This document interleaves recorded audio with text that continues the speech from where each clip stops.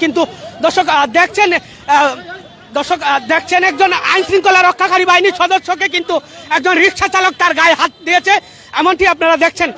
তার কারণ বলে এখনো কিন্তু জানা যায়নি। দর্শক দেখছেন হঠাৎ করেই কিন্তু আইন শৃঙ্খলা রক্ষাকারী বাহিনীর যে সদস্য ছিলেন তার গায়ে কিন্তু হাত দিয়েছেন একজন রিক্সা চালক। দর্শক দেখছেন, দেখতে জানতে সাথে রাখুন। পুলিশের গায়ে হাত দিয়েছে। এ ভাই, আপনি পুলিশের গায়ে কেন হাত দিলেন? গায়ে হাত তুলে গেল, গায়ে হাত তুলে গেল, আমার গায়ে হাত তুলে গেল, গায়ে হাত তুলে গেল, গায়ে হাত তুলে গেল। আমার গাড়ি, আমি ওনার পায়ে ধরছি, আমার গাড়ি দেয় নাই। হাত দিছেন? আমি ওনার পায়ে পর্যন্ত ধরছি স্যার, আমি আর আসবো না এই রোডে। দেওয়ার এখতিয়ার কে দিয়েছে আপনাকে? আপনি ওনার গায়ে, উনি তো আইনানুগ ব্যবস্থা নিয়েছে, তারপরে আপনি ওনার গায়ে হাত দেওয়ার অনুমতি কে দিয়েছে আপনাকে?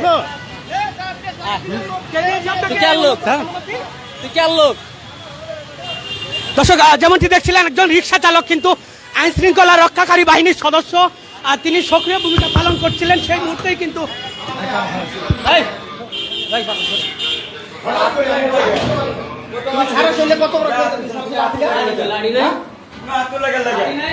এত এত রিক্সা চালক সকলেই চুপ, আপনি হাত দিলেন কেন? আমাকে মারছে। তোমরা কত বড় সাহস তুমি?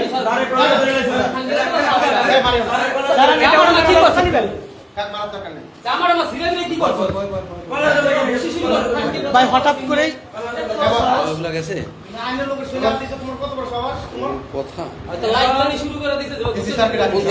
কেউ কিছু বলে নাই। হ্যাঁ আমি দেখেছি, আমি কথা বলেছি ভাই।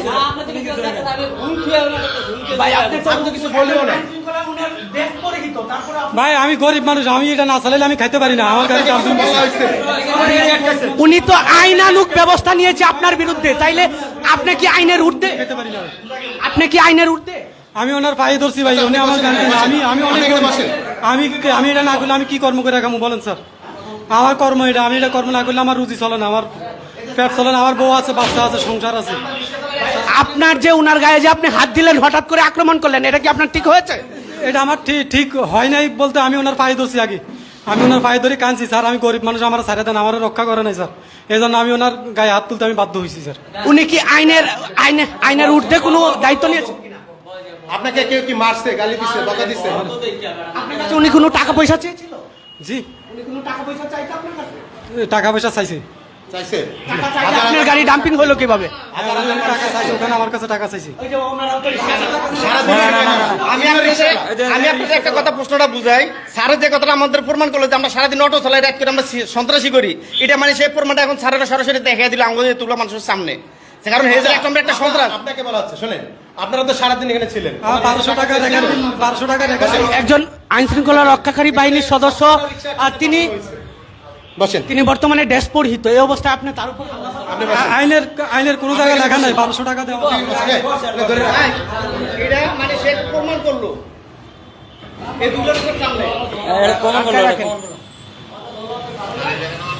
দর্শক যেমনটি দেখছিলেন একজন আইন শৃঙ্খলা রক্ষাকারী বাহিনীর সদস্য, তিনি বর্তমানে ইউনিফর্ম পরিহিত অবস্থায় রিক্সাকে আটক করেছে। আর রিক্সা আটক করার কারণেই হঠাৎ করে আক্রমণ করা হয়েছে একজন পুলিশ সদস্যের উপর। কিন্তু সেই রিক্সা চালক কিন্তু আমরা যেমনটি দেখেছি তিনি কিন্তু হঠাৎ করে আক্রমণ করেছেন এবং তার প্রতি হঠাৎ করেই কিন্তু চওড়া হয়েছেন। এবং আমরা যেমনটি দেখেছি প্রত্যেকটি রিক্সাকেই কিন্তু আটক করা হয়েছে এবং সেই আটক করার কারণে আমরা দেখছি একজন রিক্সা চালক ক্ষুব্ধ হয়ে একজন আইন শৃঙ্খলা রক্ষাকারী বাহিনীর গায়ে হাত দিয়েছেন। দর্শক এই বিষয়টি আপনারা কেমন করে দেখছেন? আসলে অটো রিক্সা বন্ধের জন্য আইন শৃঙ্খলা রক্ষাকারী বাহিনীর সদস্যরা কিন্তু তারা সবসময়ই অনড় রয়েছে।